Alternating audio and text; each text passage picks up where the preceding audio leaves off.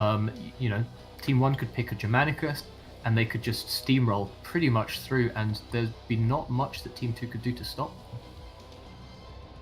Why bring Germanicus when you can bring Miltiades then? That's a good point. Even another Miltiades would be solid.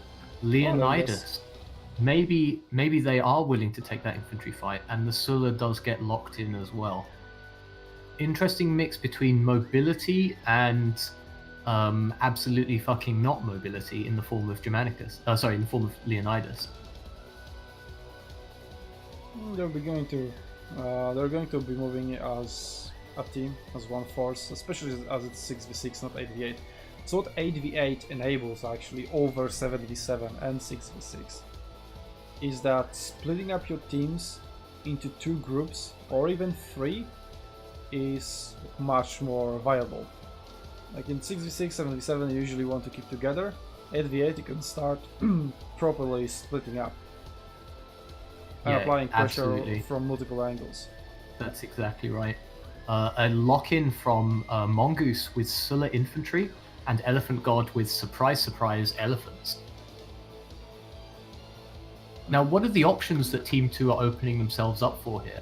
Are they pretty much limiting themselves to a frontal charge? One of the things I think Elephants does do is they can take a flank with Elephants. It's not ideal, but it's one of the very few 66 compositions where a flank might actually be viable. Just to apply pressure. Looks like we need to ready up and crossplay.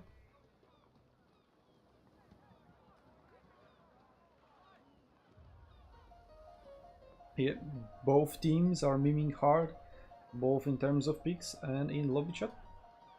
We'll see who will meme the hardest. But does miming the hardest means winning or losing? It's true, isn't it? What does that actually mean? It means winning our hearts. That's what it means. It's regardless of actual win or loss. Yep. I mean, Iberian Slingers, as they maybe have mathematical chances right now to still get to the final stage, the chances are very, very low. Did you press play? I'm just waiting for Hicks Hux to confirm that his team's ready. Okay, it's already let's up. Go. So yeah, but Silver Shield Swordsmen are still fighting for that top spot. There's I think 5, 4, and 3 points in that group, 4 and 0. So the fight for the first and second place is still very much open between those 3 teams. So they want to win as much as possible. But still obviously doing it in an honorable way. Despite them being more, they're bringing it down to 6v6 so that they can have an honorable battle. Again, one of the nice things of having a friendly tournament like this. Yep, in our RTC they haven't. You don't have 8 players or 7, you just go 6. So what do you think the blue team here are going to have to do in order to win this game? Yellow mid rush. I mean, let's be honest, it's a great tactic on this map. They have Slinger advantage, right? So, well, use that. But it's a very predictable YOLO mid rush. That's one of their main downsides. Capture their base or cut them down! YOLO mid rush is one of the most unpredictable tactics, I would say. Because even you don't know what you're doing, so how the hell is the enemy supposed to know? Wow. And the mind of mystery suddenly opens up.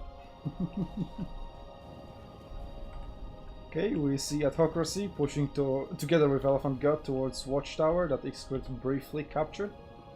And it looks like the red team here, I know you can't see this on your stream, but it looks like the red team here are very much preparing for that to happen.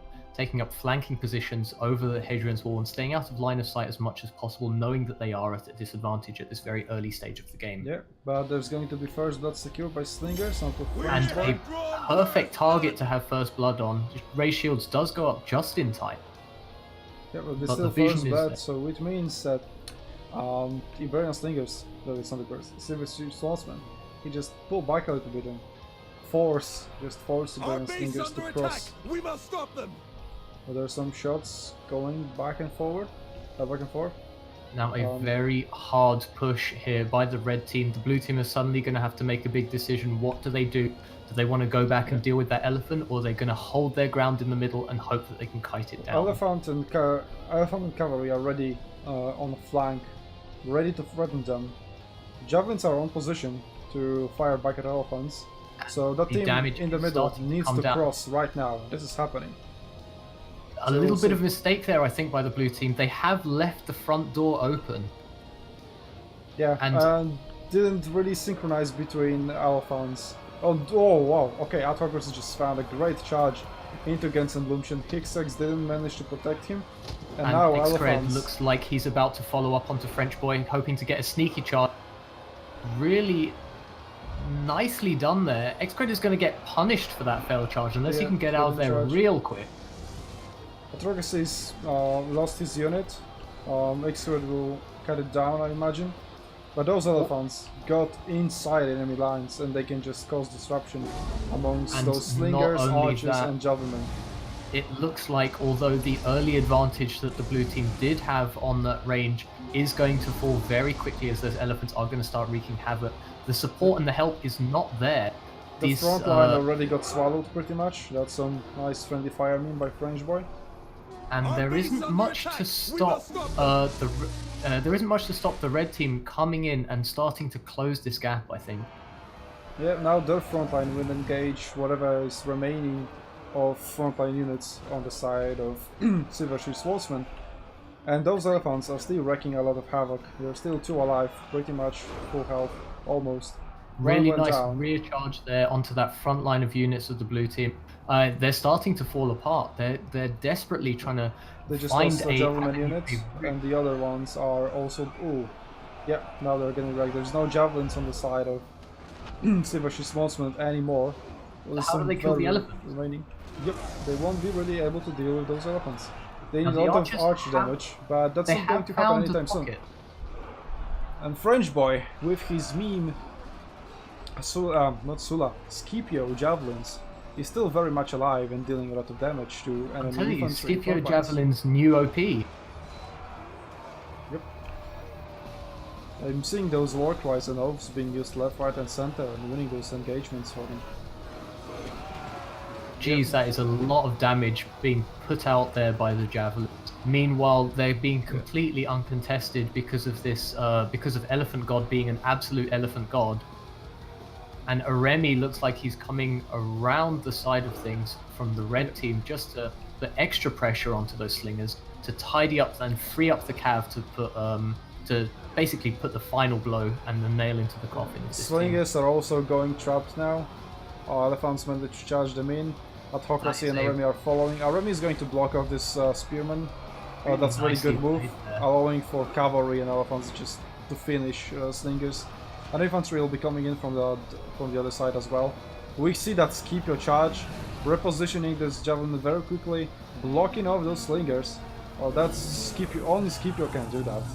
They do have their back now towards the archers. They managed to notice in time and turn, and now the hunt for those archers begin. Yep, slingers are now caught by infantry as well, so there's no escaping for them. Now they get to now they have to close in on those archers and just chase them away and make them unable to dig up. The slingers got away just slightly. Get there at some point. And Autocracy is chasing those slingers, so they're not getting away. That cavalry should be enough to finish them. Hux does turn around to pin down Aremi. Maybe is this the final hope for the blue team to actually salvage something out of this game and to decap as much as possible? Well, they can only decap. There's no way they're going to win from this point.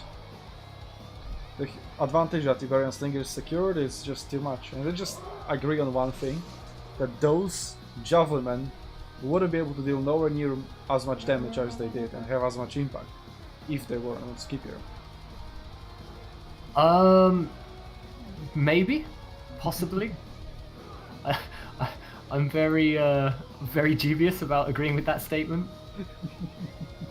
It makes I don't know. It goes against everything I believe in as a javelin player. But it has to be said that there was a huge mistake there by the blue team. They didn't. They reacted way too hard to the elephant. What they should have done is they should have taken their javelins, they should have taken maybe one unit of infantry and moved away from the rest of their team. That way, the elephants would have had to make a choice. Do I go for the javelins, which are my primary threat, or do I wreak havoc on the other side of the team? But what happened, unfortunately, was the javelins retreated back to what he thought was the safety of his own lines, and that basically gave the elephants free rein to walk into their infantry line, even more importantly, walk into their archer and slinger line, which meant that their archers could now come across ahead. They're killing me, man. Fine. Keep moving! He's gonna pull through to make it faster. I'm going to get some cheeky cat points. Did I get some points? I did. Oh, you actually got some decent amount of points. I'm causing them to friendly fire themselves. Flee like cowards! I just have to say, that was really well executed there. It was clearly their plan from the very beginning. We send the elephants in, and as soon as they turn something away, we charge in. I know you couldn't see this really on your stream, you could only see one side, but both sides had all their units kind of bunched up against the wall, kind of SWAT style, waiting for somebody to turn their back and then just charge in as quickly as possible. Really well played. That's GG. Yeah. And we could say that Iberian Slingers were on a 6v7 kappa. We could.